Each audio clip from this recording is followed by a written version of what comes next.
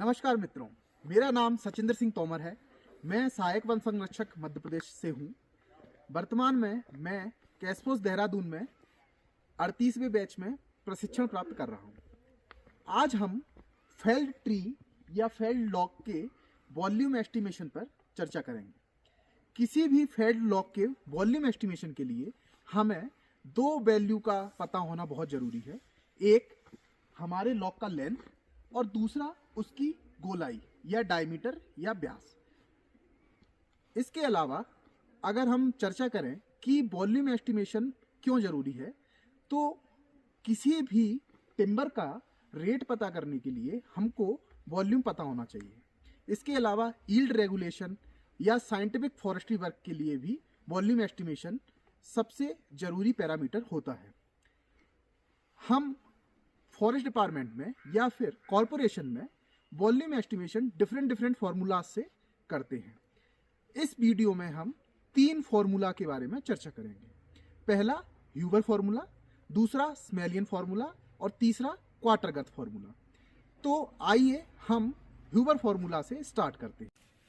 तो हम Huber formula से वॉल्यूम एस्टिमेशन करने के लिए सबसे पहले लॉग की लंबाई मापेंगे टेप के माध्यम से। टेप से इसकी लंबाई 3.16 मीटर आ रही है। इसके बाद हमको इसके मिड एंड पे डायमीटर फाइंड आउट करना पड़ेगा। तो 3.16 का अगर हम मिड निकालेंगे तो 1.58 आएगा। यहाँ पे 1.58 मीटर पे हमने पहले से ही चौक से मार्क करके रखा है। अब ये डायमीटर हम कैलिपर के माध्यम से निकाल सकते हैं। लंबाई के बाद हम इसका डायमीटर नापेंगे। जनरली हम कैलिपर के माध्यम से इसको नाप सकते हैं। तो जैसा कि आप देख रहे हैं, कैलिपर से इसकी जो रीडिंग है वो 55 सेंटीमीटर आ रही है। यहाँ पर ध्यान देने वाली बात यह है कि जो हमने ये डायमीटर का मेजरमेंट किया है वो ओवर बार्क किया है, जबकि एक्चुअली में जब भी हम वॉल्यूम एस्टिमेशन के लिए डायमीटर मेजर करते हैं तो बार्क यानी कि छाल को हटा के करते हैं, यानी कि अंडर बार्क डायमीटर लेते हैं। इस फॉर्मूले में जो कि ह्यूबर फॉर्मूला जो कि मैं एक्सप्लेन कर रहा था, इसका सबसे बड़ा एडवांटेज ये है कि केवल एक ही डायमीटर का मेजरमेंट हमको करना पड़ता है, यानी कि यह फील्ड में काफ़ी क्विक मेथड है। लेकिन इसका एक डिसएडवांटेज है कि जब भी हमारा स्टैकिंग टिम्बर रहता है या जैसे लॉट में या डिपो में स्टैक टिम्बर रहता है तो मिड डाया लेना लॉग का संभव नहीं हो पाता है। तो ये इस फॉर्मूले का सबसे बड़ा डिसएडवांटेज है। जैसा कि पिछले पार्ट में हमने लॉग की लेंथ और मिड डायमीटर मापी थी, तो आइए हम देखते हैं ह्यूबर फार्मूला से कैलकुलेशन कैसे होती है। तो ह्यूबर फार्मूला में जो वॉल्यूम का फार्मूला होता है वो area of mean multiply by log length. So जो एरिया ऑफ मीन होगा वो π/4 dm यानी कि मीन डायमीटर का स्क्वायर इंटू लेंथ। यहाँ पे हमारी जो रीडिंग आई थी फील्ड में वो लेंथ ऑफ लॉग आया था 3.16 मीटर और जो मिड डाया आया था वो आया था 55 सेंटीमीटर। पर जैसा कि मैंने पहले भी बताया था, ये जो मिड डाया है ये ओवर बार्क आया था। तो हमको अंडर बार्क डायमीटर निकालने के लिए ओवर बार्क डाया में से 2 times of bark thickness minus करना पड़ेगा। यहाँ बार्क थिकनेस 0.5 सेंटीमीटर थी, तो हमारा डायमीटर मीन अंडर बार्क आएगा 54 सेंटीमीटर यानी कि 0.54 मीटर। अब ये वैल्यू हम इस फॉर्मूले में पुट कर देंगे, दैट इज π/4 इंटू 0.54 का स्क्वायर इंटू 3.16। तो यहाँ से जो हमको वैल्यू मिलेगी वो होगा हमारा volume of log, that is 0.723 metre cube. So volume of log by Huber formula is 0.723 metre cube. सभी को मेरा नमस्कार। मेरा नाम आशीष विजयवार है और मैं मध्य प्रदेश में सहायक वन संरक्षक के पद पर कार्यरत हूँ। वर्तमान में मैं कैसपोस देहरादून में 38वें बैच में प्रशिक्षण प्राप्त कर रहा हूँ। जैसा कि मेरे पूर्व साथी ने बताया कि ह्यूबर फार्मूले से किसी कटे हुए लॉग का आयतन कैसे निकालें, अब मैं आपको बताऊंगा स्मेलियन फार्मूले से किसी भी लॉग का आयतन कैसे निकालना है। सबसे पहले अगर हमें स्मेलियन फार्मूले से किसी लॉग का आयतन निकालना है तो हमारे पास दो चीज़ों का होना अनिवार्य है। एक है लॉग की लंबाई और दूसरा लॉग का डायामीटर। लेकिन ह्यूबल फॉर्मूले से विपरीत इसमें हम लॉक का डायमीटर उसके बीच के पॉइंट पे ना लेके लॉक के दोनों किनारे पर उसका डायमीटर लेते हैं। तो आइए सबसे पहले हम लॉक की लंबाई को नापते हैं।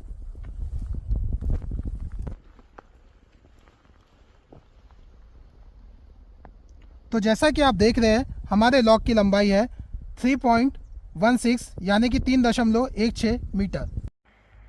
अब हमें लॉक की लंबाई पता चल गई है।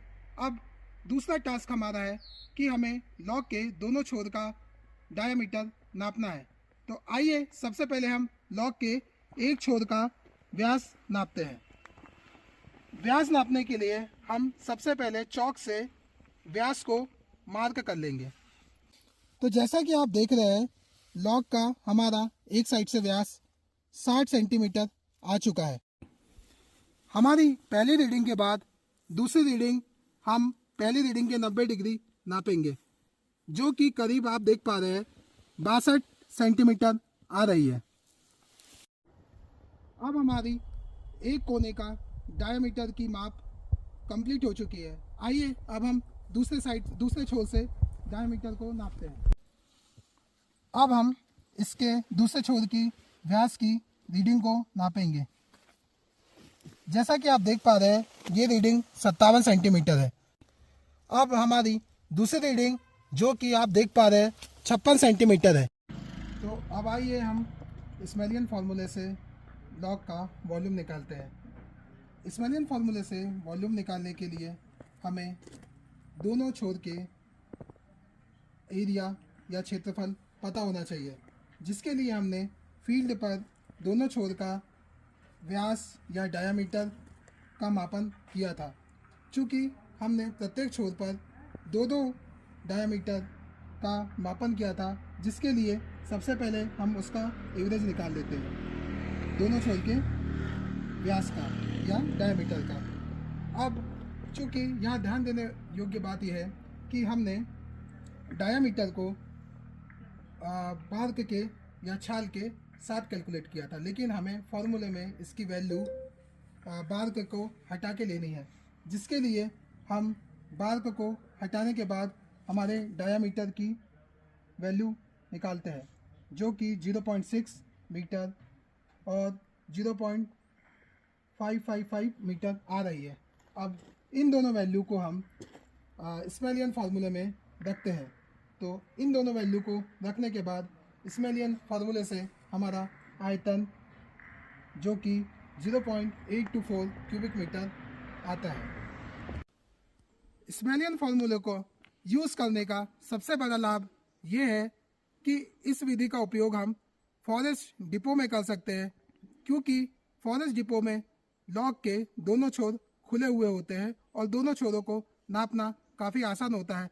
इस विधि का दूसरा लाभ ये है कि अगर आपके लॉक में टेपरिंग है तो चूंकि आप दोनों छोर का व्यास निकाल रहे हैं तो आपके टेपरिंग के त्रुटि को भी कम किया जा सकता है। नमस्कार दोस्तों, मैं शुभम सोनी सहायक वन संरक्षक मध्य प्रदेश शासन में कार्यरत हूँ। वर्तमान में मैं कैश फोर्स देहरादून में 38वें बैच में प्रशिक्षण प्राप्त कर रहा हूँ। जैसा कि हमारे साथियों के द्वारा बताया गया ह्यूबर और स्मेलियन फार्मूले की विधि को, जो कि लॉक के आयतन मापने की दो विधियां हैं। अब हम समझेंगे लॉक के आयतन मापने की क्वार्टर गर्थ विधि को। इस विधि में हमें दो चीज़ों की आवश्यकता पड़ती है।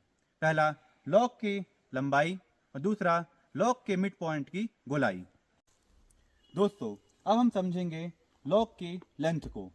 जैसा कि आप सब देख रहे हैं लॉक की जो लेंथ है वो 3.16 सेंटीमीटर है। इसके बाद हम इसका मिड पॉइंट निकालेंगे। लॉक की लंबाई जो कि हमने 3.16 मीटर निकाली थी, उसका मिड पॉइंट हमने 1.58 मीटर निकाला है। अब इस मिड पॉइंट पे हम इस लॉक की गोलाई का मापन करेंगे।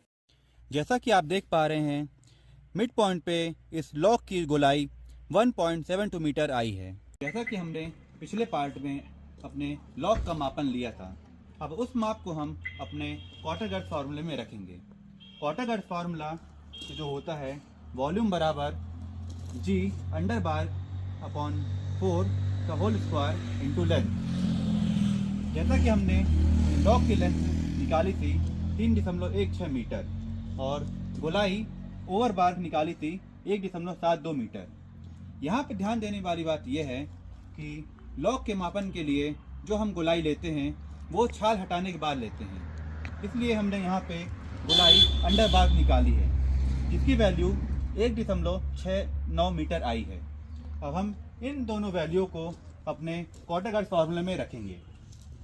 फार्मूले में रखने के बाद हमारा आयतन 0.558 मीटर क्यूब आया है।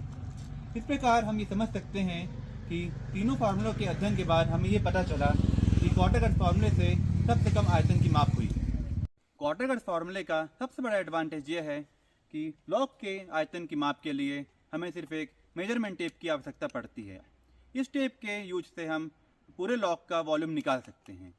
लेकिन सबसे बड़ा डिसएडवांटेज ये है कि हम इस फार्मूले में लॉक को एक सिलेंडर के रूप में लेते हैं, बट वास्तव में लॉक पूरी तरह सिलेंडर नहीं होता, जिस कारण यह फार्मूला हमें सिर्फ 78.5% ही वॉल्यूम दे पाता है।